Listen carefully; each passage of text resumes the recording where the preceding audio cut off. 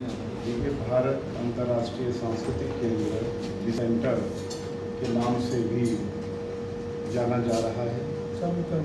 और यह एक ऐसा केंद्र है, मैं समझता हूँ कि विश्व में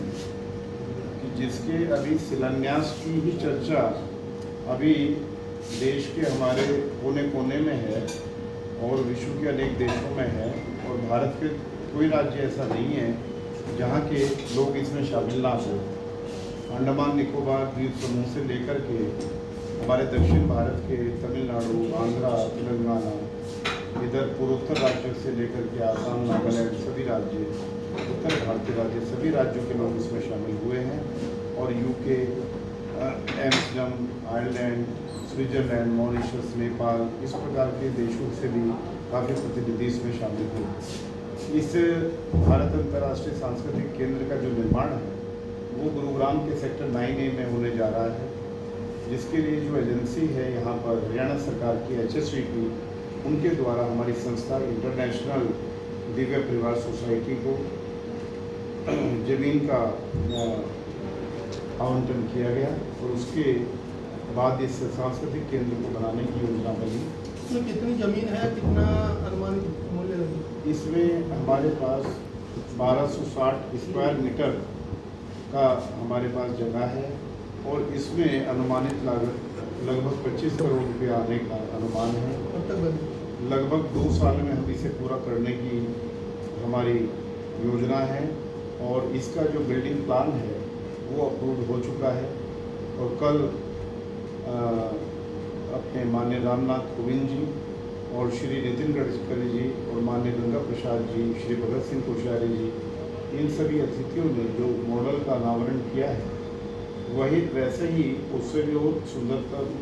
जो भवन है वो वहाँ पर बनेगा और भारत की जो संस्कृति है उस संस्कृति में जो बारीक चीज़ें, जो भारतीय विधाएँ हैं जो लुप्त हो रही हैं, उनको हम संरक्षित और संवर्धित करने के लिए यहाँ सिंसियर होकर के काम करेंगे। जैसे हमारे हरियाणा के पानीपत के पास के बीन कलाकारों का परिवार हैं, करीब 80 उनके परिवार हैं, तो कुछ पार्लियामेंट के कारण से कुछ बिल ऐसा पास हुआ कि सांप को नचा नहीं सकते। तो सांप को जब जो सपेरा जाती है उनका जो आजीविका का साधन है वो केवल वही था। अब वो लुप्त होने से वो काफ़ी इस समय डाउन स्थिति में है। तो कल सपेरों के परिवार के करीब 15-20 लोग हमारे से मिलने आए इस आयोजन में और उन्होंने अपनी अपनी बात रखी। तो हमने बताया कि सांस्कृतिक केंद्र उनको मदद करेगा और उनके लिए जो आवास आदि कोई भी रोजगार की सुविधाएं हैं वो भी हम उपलब्ध कराने का पूरा प्रयास करेंगे। और जैसा आपने पूर्व में कहा कि देखिए जो हमारा कल्चर है उसमें रोजगार भी निहित है। अब यहाँ पर जैसे एक प्रशिक्षण केंद्र दिया जाएगा जिसमें मूर्तिकला बनाना, चित्रकला का है और तरह तरह के और इस प्रकार की चीज़ें हैं। तो जब हमारे बच्चे उन चीज़ों को सीखेंगे तो उससे रोज़गार भी पैदा होगा और जो अपनी संस्कृति है उसको भी वो बचा कर रखेंगे। तो यहाँ मुख्यतः हमारे भारतीय भाषाओं का जो केंद्र है वह भी बन रहा है, जिसके अंदर सभी भारतीय भाषाओं को सिखाने के लिए, पढ़ाने के लिए, उसमें अनुवाद के लिए और प्रकाशन के लिए, ये 4 प्रकार के बिंदुओं पर ये भारतीय भाषाओं का केंद्र काम करेगा, जिसका शिलान्यास श्री रामनाथ कोविंद जी, माननीय भारत के 14वें राष्ट्रपति जी के कर कमलों से कल संपन्न हुआ और श्री नितिन गडकरी जी जो हमारे मंत्री भारत सरकार के हैं उनके कर कमलों द्वारा और हमारे आज के जो अति विशिष्ट अतिथि इस कार्यक्रम के रहे श्री गंगा प्रसाद जी, श्री भगत सिंह कोश्यारी जी, उनके कर कमलों द्वारा जो मुख्य भवन है उसका शिलान्यास आज प्रातः हुआ और इस समारोह के प्रारंभ में यानी शनि दत्तात्रेय जी का आगमन हुआ और उनके कर कमलों द्वारा इस आचार्य चाणक्य सभा का, क्योंकि आचार्य चाणक्य ने आज से हजारों वर्ष पूर्व ये स्वप्न देखा था कि कैसे हमारा भारत एक बने, कैसे हमारा भारत अखंड बने और उनकी जो पॉलिसी थी आचार्य चाणक्य की, आज मैं समझता हूँ कि सारा पॉलिटिकल सिस्टम उस पर डिपेंड है, लेकिन आचार्य चाणक्य जिसने ये सब अर्थशास्त्र की रचना की, राजनीति को मार्गदर्शन दिया। आज उनको भूले बैठे हैं राजनीति के लोग और उनके नाम से नत होनी चाहिए। वहाँ आचार्य चाणक्य की मूर्ति लगनी चाहिए और ये संदेश जाना चाहिए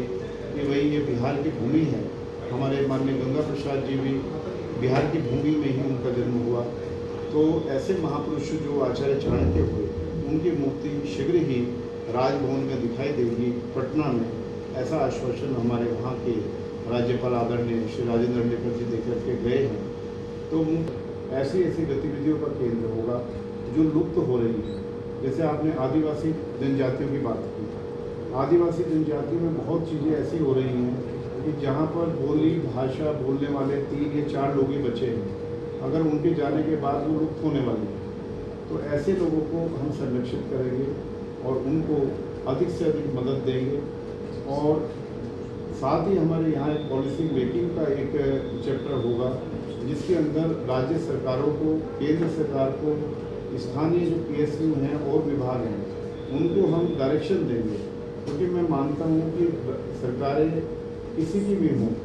उनको प्रॉपर बताने के लिए, गाइडेंस देने के लिए, एक सिस्टम बताने के लिए, अगर कोई व्यक्ति सही से पत्राचार करता है तो वो अपने राज्य के कल्याण के लिए, अपनी संस्कृति के रक्षण के लिए कोई ऐसी सरकार नहीं है जो काम ना करे। तो एक इस प्रकार का मार्गदर्शन यहाँ से प्राप्त हो। तो इसी प्रकार का ये इंडिया इंटरनेशनल कल्चर सेंटर एक अद्भुत रचना होगी और इसके अभी हम लोग इसमें जो सहयोग देने वाले लोग हैं वो इसके सदस्य के रूप में बन सकते हैं, इसके सदस्य बन सकते हैं। और वो जो सदस्य होंगे, सुनकर देखो, सुनकर देखो, सुनकर देखो जी, ममता राहुल मोदी बोले, लिखे जितेंद्र जी।